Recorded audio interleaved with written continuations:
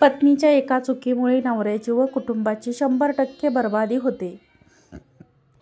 स्त्री व पुरुषांनी थोडा वेळ काढून हा व्हिडिओ नक्की ऐका. हे तुम्ही ऐकले असेलच की प्रत्येक यशस्वी व्यक्तीच्या मागे स्त्रीचा हात असतो. ही म्हण केवळ बोलण्यापुरतीच मर्यादित नाही, तर खरं तर हिंदू पुराणात देखील पतीच्या यशाचे मुख्य कारण पत्नीला मानले जाते. असे म्हणतात की लग्नानंतर पतीचे भवितव्य मोठ्या प्रमाणावर पत्नीवर अवलंबून असते. लग्नानंतर काही लोकांचे नशीब पूर्णपणे बदलले आणि ते यशाच्या वाटेवर चालू लागतात, तर काही लोक लग्नानंतर आपले नशीब गमावण्यास सुरुवात करतात, म्हणजेच ते अधोगतीकडे वाटचाल करताना दिसतात.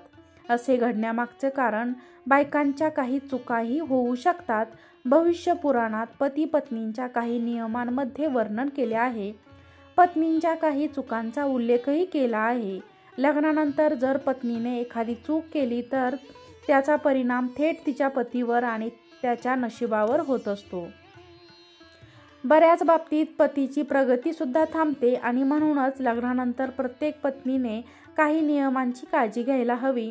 पत्नीने हमखास पाळले पाहिजेत असे काही नियम, त्या नियमांबद्दल आज आपण जाणून घेणार आहोत. चला तर मग आपल्या पतीला बर्बाद करू शकणाऱ्या अशा बायकांच्या 5 चुका कोणत्या आहेत त्या पाहूयात. त्यातली पहिली चूक, सकाळी उशिरा उठणे. जर एखादी बायको सकाळी सूर्योदयानंतरही अंथरुणावर झोपलेली असेल तर तिचे बरीच नकारात्मक ऊर्जा तयार होत असते. असे म्हणतात की उशिरा उठणाऱ्या महिलेच्या पतीला नेहमीच दुर्दैवीपणाचा सामना करावा लागतो. ही ऊर्जा थेट त्या पतीच्या नशिबावर परिणाम करते आणि संपूर्ण दिवस वाया जात असतो. म्हणून सूर्योदयापूर्वीच पत्नीने नेहमी उठायला पाहिजे. दुसरी चूक म्हणजे घर स्वच्छ न ठेवणे. ज्या स्त्रिया आपले घर स्वच्छ करीत नाहीत आणि ज्यांच्या खोलीत जिथे वास येत असतो अशा घरात गरिबी यायला वेळ लागत नाही. वास्तविक असे घडल्याने पतीच्या कमाईवरही त्याचा परिणाम होतो. असे मानले जाते की जी स्त्री आपले घर घाण ठेवते तिचा पती खर्च कमाईपेक्षा जास्त असतो.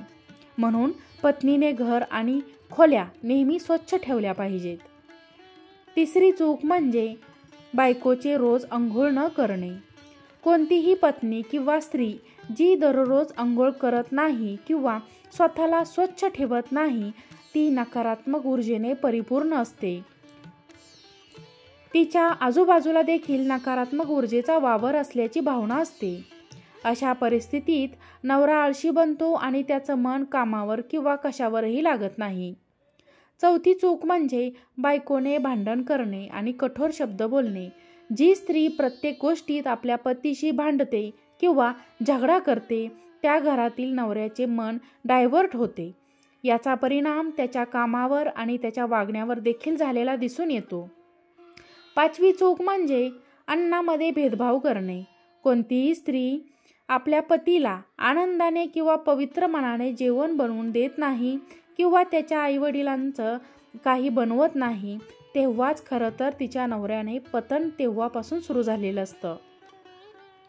अशा या चुकांमुळे दुर्दैव नेहमीच पत्नी किंवा पतीच्या मागे लागून राहील आणि नशीबही आपल्या आवडीचं काही वाट्याला येऊ देऊ देणार नाही.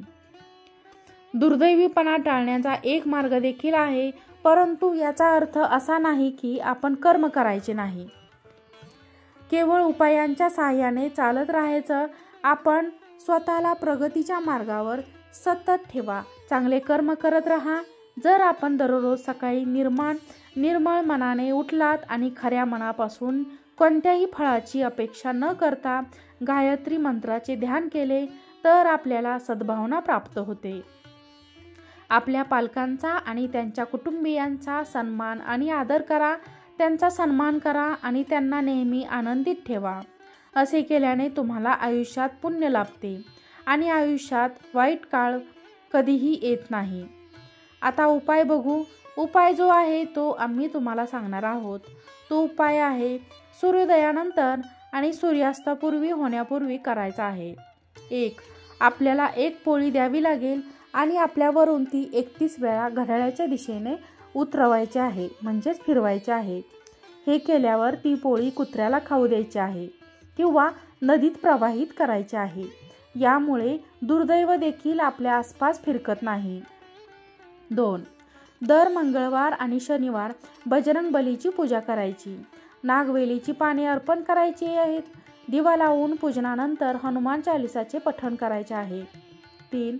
वैवाहिक जीवन सुखी करण्यासाठी पती पत्नी दोघांनीही गौरीशंकर रुद्राक्ष धारण करायला हवा.